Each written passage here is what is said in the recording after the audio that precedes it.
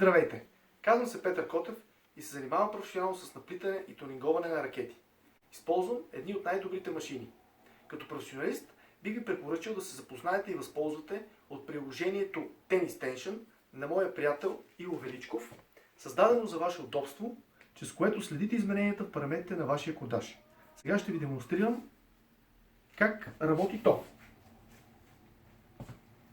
Инсталирано на вашия телефон, много лесно за употреба.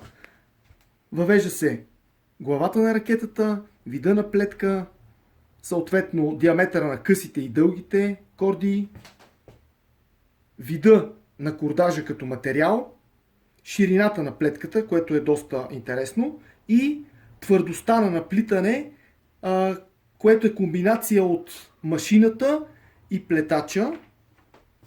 И така, моята ракета е с AL Power RAF наплетена, който е среден тип полиестър. На 23 кг съм я плел, 3 часа съм играл, по-скоро 2 часа и малко.